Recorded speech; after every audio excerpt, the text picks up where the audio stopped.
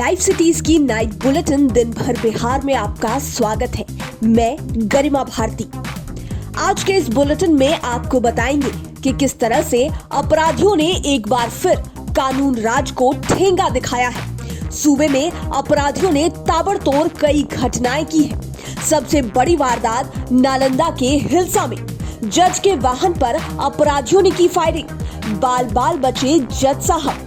छपरा में जेडीयू के पूर्व विधायक राम प्रवेश राय के छोटे बेटे की हत्या। पटना में 17 साल के युवक को गोलियों से भूना।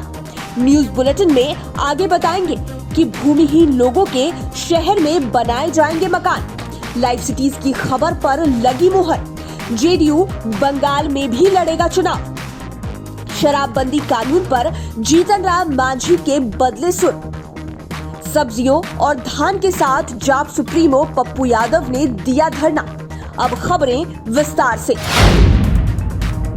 बिहार में अपराधी इस कदर बेलगाम हो गए हैं कि अब वे जज के वाहन पर भी हमला करने लगे हैं, गोली बरसाने लगे हैं, वह भी मुख्यमंत्री के गृह जिले में। ताजा मामला नालंदा के हिल्सा का है। हिल्सा कोर्ट से अपने आवास लौट रहे एडीजे 1 जय किशोर दुबे के वाहन पर अपराधियों ने फायरिंग की। इस घटना में वे बाल बाल बचे। खास बात की सभी अपराधी पैदल ही थे। अपराधियों की संख्या आधा दर्जन के आसपास थी। दिन दहाड़े सूर्य मंदिर के पास हुई इस घटना के बाद बाजार में अफरा तफरी मच गई। मौके से पुलिस को एक खोखा भी बरामद हुआ है। मुख्यमंत्री नीतीश कुमार की लाख चेतावनी देने व सख्ती करने के बाद भी अपराधी लगातार आपराधिक घटनाओं को अंजाम दे रहे हैं। पटना सिटी अभी अंशु के मर्डर से गर्म ही है कि अपराधियों ने एक और हत्या को अंजाम दे दिया। घर के पास ही 17 साल के किशोर अंकित को गोलियों से भून दिया। उसे 3 गोली मारी गई। गुरुवार की सुबह घटना की जानकारी होते ही इलाके में सनसनी मच गई। जख्मी अंकित को गंभीर हालत में पीएमसीएच ले जाया गया, लेकिन वह नहीं बच पाया। आपराधिक घटनाएं यहीं पर खत्म नहीं हुई। छपरा में तो अपराधियों ने जेडीयू के पूर्व विधायक राम प्रवेश राय के छोटे बेटे प्रिंस कुमार की गोली मारकर हत्या कर दी और शव को पुराना चिराई घर के निकट फेंक दिया। राम प्रवेश राय का पहले ही निधन हो चुका है।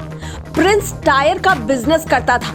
वह रात में दोस्तों के साथ निकला था। इसके बाद से उसका मोबाइल ऑफ आने लगा।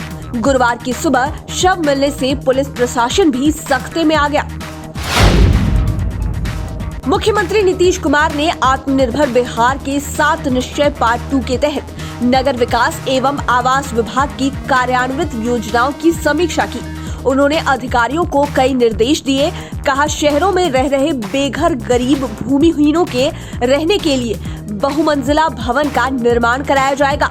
राज्य के सभी शहरों में स्टॉर्म वाटर ड्रेनेज सिस्टम को विकसित कराया जाएगा। ऐसे वृद्ध जिनकी देखभाल करने वाला कोई नहीं है, उनके लिए सभी शहरों में वृद्ध आश्रय स्थल का निर्माण कराया जाएगा। कोरोना काल में बंद प्राइवेट स्कूलों के लिए झटका। शिक्षा मंत्री अशोक चौधरी ने साफ साफ कह दिया कि बिहार में प्राइवेट स्कूल सरकार से राहत की उम्मीद नहीं करे। कोरोना काल में पूरा देश परेशान है। स्कूल आज मदद मांग रहे हैं। जब कमाते थे तब तो सरकार को कोई एक्स्ट्रा टैक्स नहीं देते थे। स्कूल खुलने के सवाल पर शिक्षा मंत्री ने कहा कि क्राइसिस मैनेजमेंट ग्रुप की बैठक होगी, उसके बाद ही कोई निर्णय लिया जाएगा। हम लोग भी चाहते हैं कि जल्द से जल्द सब कुछ नॉर्मल हो जाए। ममता बनर्जी को टक्कर देने पश्चिम बंगाल जाएंगे नीतीश कुमार। पश्चिम बंगाल में 2021 में विधानसभा चुनाव लड़ने के लिए जेडीयू ने भी कमर कस ली है। इससे लाइव सिटीज की खबर पर मुहर भी लग गई है। लाइव सिटीज ने बुधवार के अंक में छापा, पश्चिमी बंगाल चुनाव पर जेडीयू लेगा बड़ा निर्णय। जेडीयू ने गुलाम रसूल बलियावी को पश्चिम बंगाल का चुनाव प्रभारी बनाया है। 75 सीटों पर पार्टी चुनाव लड़ेगी। बीजेपी के साथ अलायंस पर कहा, अभी इस पर बात नहीं हुई है। बिहार में शराबबंदी लागू है, लेकिन इसे लेकर कभी कांग्रेस तो कभी अन्य दल बयानबाजी करते रहे हैं। अब गुरुवार को ताजा मामला एनडीए में शामिल घटक दल हम पार्टी के मुखिया जीतन राम मांझी का है।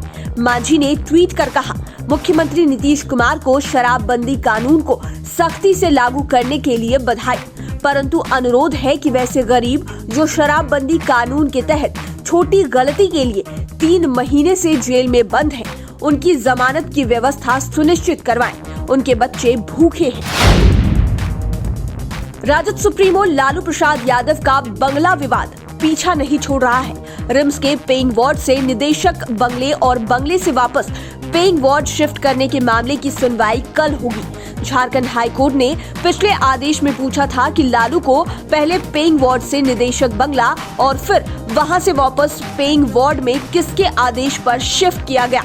झारखंड कोर्ट ने लालू यादव को मिलने वाले सेवादार की नियुक्ति प्रक्रिया पर भी जानकारी मांगी है।